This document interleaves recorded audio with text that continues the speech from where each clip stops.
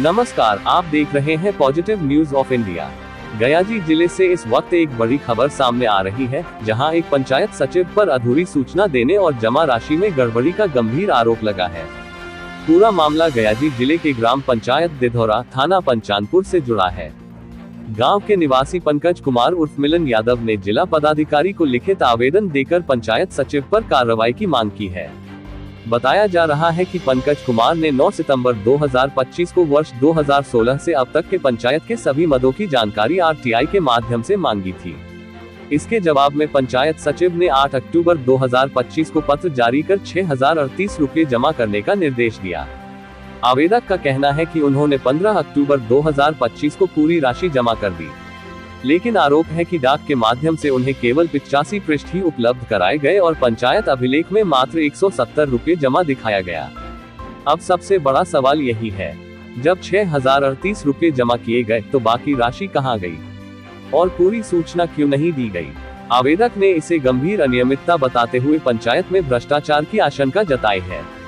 साथ ही उन्होंने भारतीय दंड संहिता की धारा 188 के तहत कार्रवाई की मांग की है। फिलहाल इस मामले में प्रशासन की ओर से कोई आधिकारिक बयान सामने नहीं आया है। अब देखने वाली बात होगी कि जिला प्रशासन इस शिकायत पर क्या कदम उठाता है और क्या पंचायत सचिव पर कार्रवाई होती है या नहीं। सुनिए इस संबंध में पंकज कुमार ने क्या कहा। आरटीआई लगाया था और किन किन बिजलियों की जानकारी आपने मांगी थी? हमने आरटीआई वर्ष 2016 से लेकर के आवेदन देने की तिथि तक 15वीं वित्त आयोग से जितने कार्य किए गए हैं, कस्टम वित्त आयोग से जितने कार्य किए गए हैं, 14वीं वित्त आयोग से जितने कार्य किए गए हैं और एक पंचम वित्त आयोग से जितने कार्य किए गए हैं, उनके जानकारी के लिए और ग्राम सभा के पंजी को मांग किया, वार्ड कार्य करने की बैठक की पंजी को मांग किया। आरटीआई डालने की वजह क्या थी आपकी? वजह ये थी कि स्थल पे कार्य नहीं दिख रहा था। बहुत से जगह ऐसे थे कि यहाँ के नाम पे पैसा, हमें सूचना मिला था कि यहाँ के नाम पे पैसा निकाला गया है और कार्य नहीं हुआ स्थल पे, तो हमने जानकारी के लिए आरटीआई से मांग किया। आरटीआई का जो समय सीमा होता है 30 दिनों का, उसके अंदर आपको सूचना दी गई या नहीं दी गई?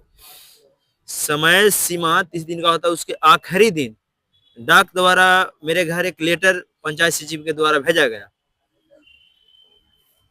लेटर भी पढ़ा, हाँ दिखा दीजिए। उस लेटर में लिखा हुआ था, देखिए यहाँ पे, कि आपके द्वारा मांगी गई छाया प्रति 3019 पेज है और प्रति कॉपी 2 रुपये के दर से आपको दिया जाएगा। तो हमने समय अवधि से पहले 6038 रुपया जमा किया और उसके बावजूद मुझे केवल 85% के ही जानकारी मिला।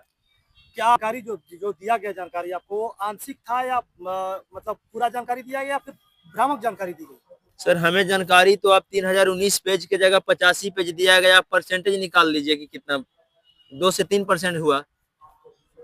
इसका मतलब कहना है कि आपको 3019 पेज का आपको जानकारी देने की वादा किया गया था। हाँ, लेटर दिया गया था, लेकिन आपको मात्र 85 पेज को ही जानकारी दिया गया। 85 पेज ही दिया गया मुझे।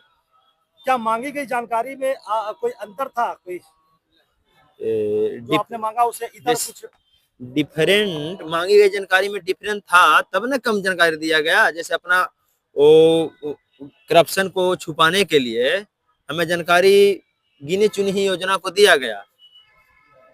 उसमें भी 10 गो योजना ऐसे हैं जिन्हें स्थल पे कार्य नहीं किया गया है और पैसा को निकासी कर लिया गया है। कौन सी गड़बड़ियां सामने आई आरटीआई के माध्यम से? आपका आरटीआई के माध्यम से 10 गो योजना है जो कार्य नहीं किया गया सर। उसमें देखिए, पहला योजना है, यहाँ देखिए, ग्राम पंचायत दिघौरा अंतर्गत ग्राम बाली में भूपेंद्र यादव के घर से नागा यादव के घर और मुन्ना यादव के घर तक नाली निर्माण। वहां लिखा गया है कि कार्य चालू है, ठीक है, स्थल पे कोई कार्य अभी तक नहीं लगा है। और दूसरा है ग्राम बाली में वार्ड नंबर 3 में ये नाली नहीं बना है सर, और इसका पैसा को निकासी कर लिया गया है। स्थल पे जाकर के हमने देखा, वहां पब्लिक से पूछा, और उसके बावजूद ग्राम गजाधर बीघा में यहाँ भी कार्य नहीं लगाया गया है। जैसे वित्त जो जिस वित्त से दिया गया है जानकारी, वित्त भी लिखे हैं, योजना संख्या भी लिखे हैं, वर्ष भी लिखे हैं, इसमें भी कार्य नहीं किया गया है। और ये तो देखिए, ये सब योजना है, न इसमें प्रारंभिक बिंदु है न अंतिम बिंदु है। किसी भी योजना को अगर चयन करके कार्य करने के लिए प्रारंभिक बिंदु और अंतिम बिंदु होना जरूरी है सर। और गजाधर बीघा में चापाकल का कार्य नहीं किया गया है और 1,14,400 रुपया को निकासी कर लिया गया है। अच्छा ये बताइए, ये कितनी राशि का दुरुपयोग होने की संभावना है? कम से कम 70 से 80 लाख। 70-80 लाख रुपए के हाँ, जो है सो मतलब गड़बड़ झाला जिसको बोल सकते हैं। हाँ। देखिए, ग्राम पंचायत दिघौरा में पुस्तकालय नहीं है सर, लेकिन 3 लाख रुपया की पुस्तक खरीदा गया है। अब कहाँ है 3 लाख का पुस्तक? पैसा को निकासी कर दिया गया है सर। ग्राम करहरा में फेवर पथ, करहरा में कोई भी गांव को अगर पूरा गांव जैसे प्रारंभिक बिंदु भी न है और न अंतिम बिंदु है, उस गांव में दूसरा मत से भी तो काम हुआ होगा ना। उसी तरह से ग्राम पंचायत दिघौरा में विभिन्न कुआं, एक भी कुआं को जीर्णोद्धार नहीं किया गया हमारे पंचायत में। कितनी योजना का ऐसा लग रहा है कि काम नहीं हुआ? 10 योजना है सर, इसमें देख लीजिए। इसमें 10 योजना है। हाँ। और भी योजना है? और नहीं, बाकी जो 10 योजना अभी तक जितना जानकारी दिया गया है उसमें 10 योजना है जो स्थल पे कार्य नहीं किया गया है और पैसा को निकासी कर लिया गया है। तो इस गड़बड़ी में कौन कौन से अधिकारी आपको संलिप्त दिखते हैं? कौन कौन से अधिकारी जो योजना जिसमें गड़बड़ी हुई है, तो कौन से अधिकारी आपको, कौन कौन से अधिकारी हुए हैं इसमें संलिप्त लगते हैं? इसमें सर देखिए, मुखिया जी, पंचायत सचिव जी और जय साहब भी इसमें है संलिप्त। ये तीनों का तो अहम रोल है सर, उसके बाद ही कोई। हम चाहते हैं कि जो पंचायत का अधिकार है, हक है, उसे बंदर बांट करके खाया नहीं जाए, स्थल पे कार्य किया जाए जिससे पब्लिक को सुविधा हो, पब्लिक को अपना अधिकार मिले, पब्लिक संतुष्ट हो। अच्छा ये बताइए, आरटीआई डालने के बाद आप पर किसी का दबाव डाला गया था क्या? हाँ, दबाव डाला गया मेरे ऊपर कि आप आरटीआई वापस ले लो, मुखिया जी तो गलती करते हैं। अच्छा ये बात किसने कही? मुखिया जी को समर्थक।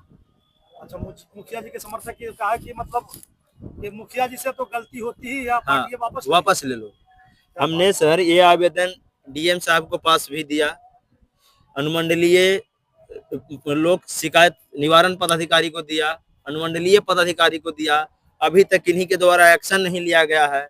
इस संबंध में क्या आपको कोई धमकी, समझौता या फिर कोई प्रलोभन दिया गया क्या? हाँ, प्रलोभन दिया गया, धमकी दिया गया, लेकिन हमने आज तक किसी को एक्सेप्ट नहीं किया और हम जब तक न्याय नहीं दिलाएंगे तब तक इसके विरुद्ध, अन्याय के विरुद्ध लड़ते रहे।